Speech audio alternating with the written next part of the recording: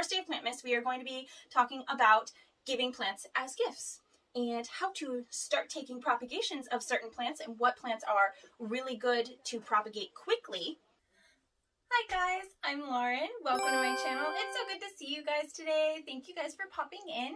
So today is the first day of December. Happy Plantmas! This is going to be my first Plantmas. Every single year there is a planty version of Vlogmas, which is essentially where you go and you vlog every day for the full month of December or up until Christmas. Then they have like a planty version, which is Plantmas, which is really, really cool. And they basically do the same thing, but it's all plants all the time. I absolutely love the concept. I followed it all last year with a whole bunch of other creators, and I'm super excited to be doing it myself this year. So I don't know if I'm going to do full YouTube videos every single day, or if I am going to alternate doing YouTube shorts and a full-length video. I know that I'm going to be putting some type of content out every day for this month for the most part. Yeah.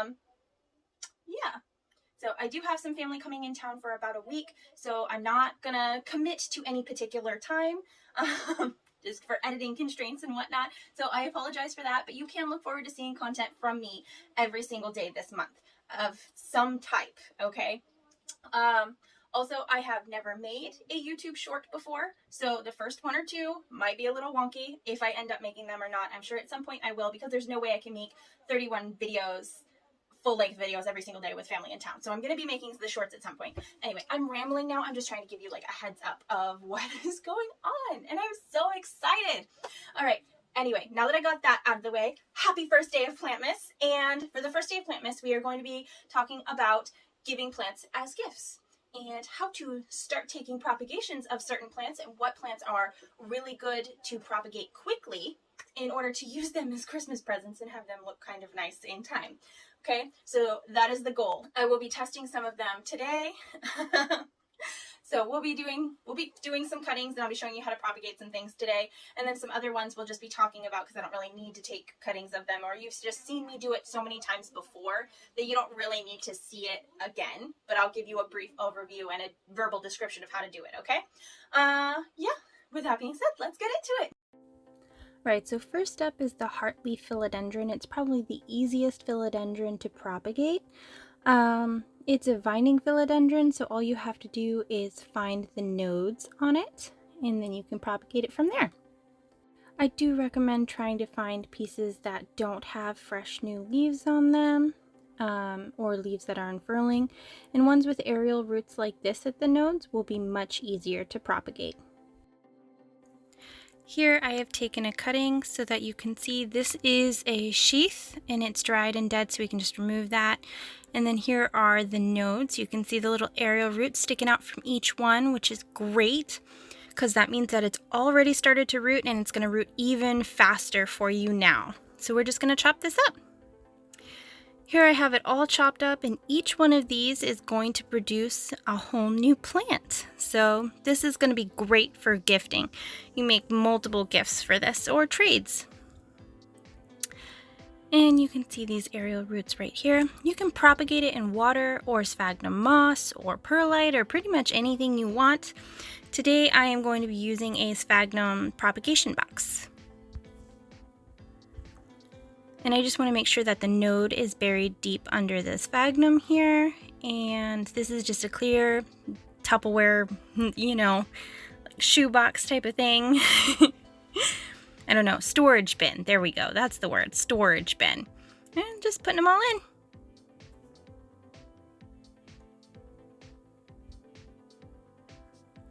This one has multiple nodes here. I didn't want to cut it. It's got a fresh new cataphyll and a new leaf coming in. Not the most ideal. This one is going to root slower than the others because of all of this new growth going on. But it will still root. I just don't know if it'll root in time. But you can see all of this fresh new growth, and it's just going to be really beautiful. I'm just going to make sure to bury both those nodes in there.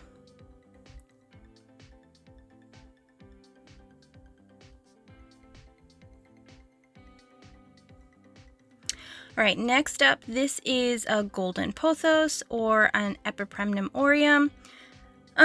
This is very much like the Heartleaf philodendron. You just have to find the nodes. This is a very big bushy plant, so we'll just find one that we like. The foliage on this is very beautiful, very unique, and you can see it's got a lot of aerial roots as well. They do this when they have a lot of humidity, so that's pretty awesome. It means that they're starting to mature, and they'll be really good for propagating. And here I just chopped off a piece. This one just happened to have a little bit of root that it was rooting on its own into the soil. So it works out perfectly. That one's going to root even better than the others. It's pretty fantastic. And I like how the golden pothos, in comparison to the philodendron, has nodes that are closer together. This has actually got a new leaf coming out, so this one's going to take a little bit longer to root as well. And we'll just go ahead and we'll chop up in between each of these nodes.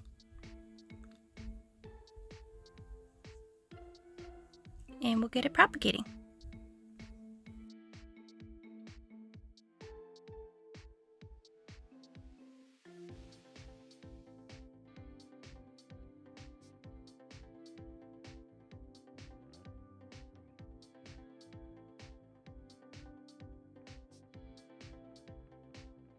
I did chop up some philodendron Brazil as well, so we're going to propagate that too.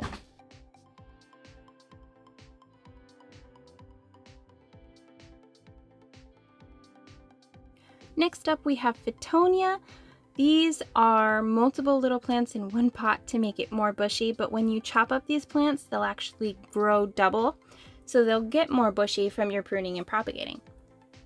So you can do the same thing that they've done here, essentially, and just take multiple cuttings, root them, and plant multiple cuttings in one pot to make it seem more bushy and full. And even though they grow a little bit slower, they'll still propagate very, very easily. And the texture and vibrancy will be appreciated by any plant lover. Perfect gift.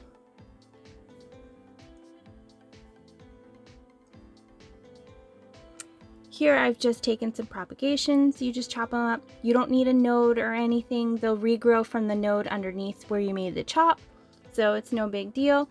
They'll push out new growth from the top in between these two leaves here, and they'll root from the bottom of the stem. Easy peasy. I'm going to put these in with the sphagnum moss just like I did with the other ones. You can also root them in water. They're very, very easy to propagate. No stress. Right, here we have a peperomia, and peperomia do not grow that quickly, but these will root quickly. So what you can do is kind of cheat with these and have one with multiple leaves that makes it look like its own mini plant, and you just need it to grow some roots. Worst comes to worst, you gift it in some sphagnum moss, it'll still do really well. So, and they can always put it in a higher humidity environment if they really need.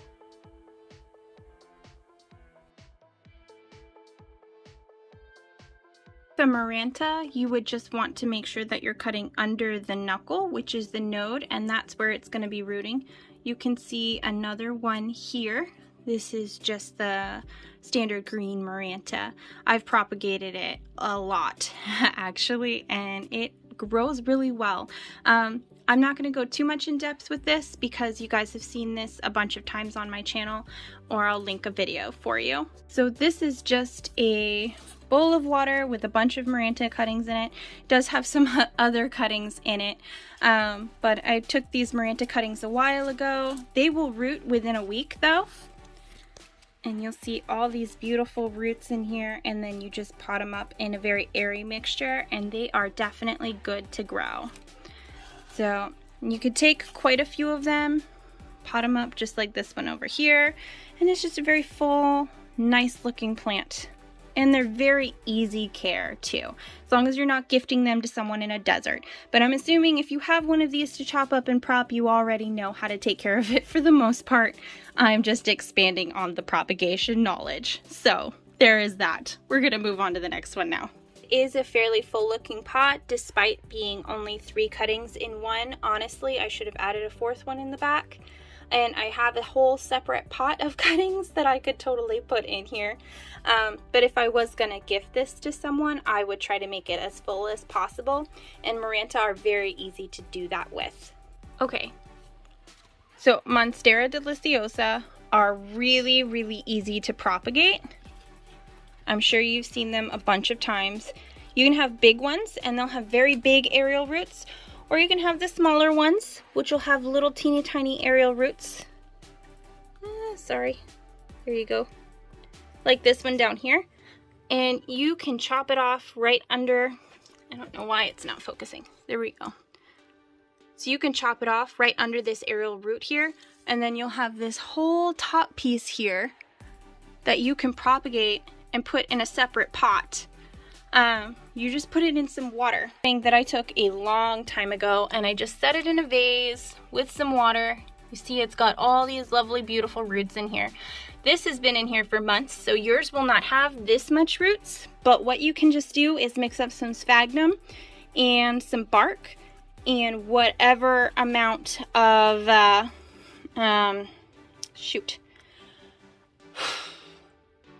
you know, whatever amount of roots it has right before you go to gift it will be fine. You can just tell them to keep the sphagnum moss damp when you pot it up for them. So, and I will be potting this one up in a couple of days. So make sure you subscribe and keep an eye out for that.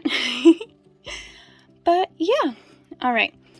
And they're very easy care plants. Just water when dry for the most part. Try to keep the sphagnum moist during the first couple of days, and then after that it can dry out and it'll be fine. As long as there's some roots, it is all good, and it'll keep propagating and growing, and it'll make more. This has actually pushed out 2 leaves since I got it, or since I cut it and put it in here. So it's all good. Easy, easy plant.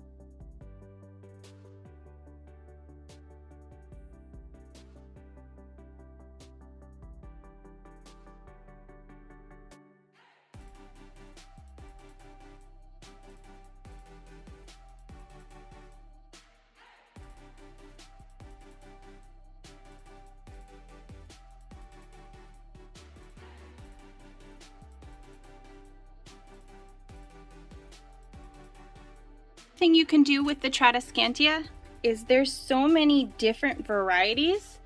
So if you wanted to take a whole bunch of different cuttings and then mix them all together, you can make kind of like your own Tradescantia potted arrangement, and it'll look really, really cool.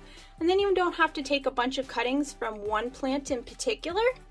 You can just have like a little bouquet of different ones, and they all have the same care requirements for the most part, and having them together in the same pot can add lots of color and texture and just kind of be a really fun different thing that someone wouldn't be able to get, you know, in the store. So definitely just something to think about, but I wanted to share that little bit of inspiration. Oftentimes we're afraid to mix and match because we're not sure about the requirements of various plants and then how they'll react with each other rooting system wise. But with Tradescantia, they all seem to really want the same things. So I don't see any reason why they wouldn't be able to coexist together. I actually have a couple of them doing it right now. So just something to think about. Another plant that would make a fantastic gift is a calathea, believe it or not. Calathea are really fantastic because you can just divide them. This is actually a plant from a bigger plant, and this is the baby divided plant. I took it as an emergency cutting per se, but you don't actually cut them, you just divide them at the root base, basically take their bulbs from one pot to another. So for example, this one right over here, I could totally dig this up and separate this one from the rest of it, and then it would be a 3-leaf plant that I could just pot up in a separate pot, all ready to go and gift. Because this is a plant that is already a propagation from another plant, I'm not going to do that. I'm trying to let it grow out. But if you have some really thick calatheas, stromanthes, even a tenanthe at home, you can just straight up divide them. You can divide pretty much any plant, honestly. Pretty much anything with a root system, you can go in and just chop up the root system and divide. Some are gonna like it better than others, but calathea themselves, you just take the one little bulb at the bottom and separate it. You don't even have to cut it off from a mother plant. It's just already grown separate for the most part, so there you go. Easy peasy, but that's how you propagate calathea.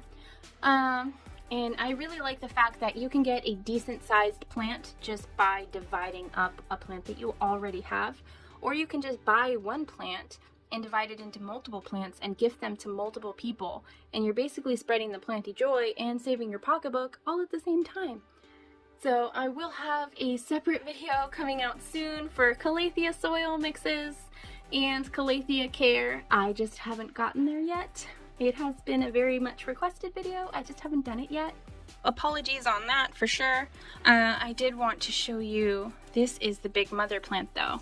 And you can see, look how many are in there. I could easily divide this up into 1, 2, 3, 4, 5, 6 separate plants if I wanted to. And this is basically a $30 plant.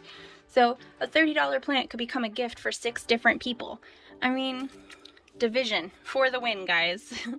Especially if you already have it and it's already pretty much acclimated to regular humidity, you know. Another one I wanted to mention, I'm kind of like in my stairwell because this spider plant just grows so much, so it's kind of growing down. And then these little babies have grown wonky because they don't have very much light. But basically you would just chop the spider plant off and then root it in water or sphagnum. And that's how you could propagate spider plants as well and have a really full plant immediately. I actually have a spider plant right here, rooting in water. It's still attached to the stem, and you can see there's actually 2 little spider plant babies, and they have started their little roots, and they have been sustained and growing, and they'd be a nice little baby plant all together in a little tiny pot for somebody. Okay, and last but not least, pilea. This is what's left of a pilea that I accidentally broke off. So you can see this lump here was the original stem, and all of this has grown since then. But what I accidentally broke off, I ended up putting in water, and it grew roots within a couple of days very, very quickly. But there's a whole bunch of these different pilea. So this was just the Pilea pepermoides, and then we've got the Friendship Pilea. This, I don't remember that particular Pilea, I'm sorry. And then there's the Moon Valley Pilea as well.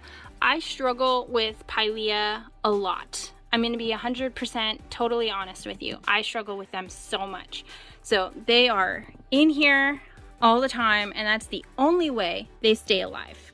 Otherwise, they tank hardcore for me. I don't know what it is. I'm great with peperomia.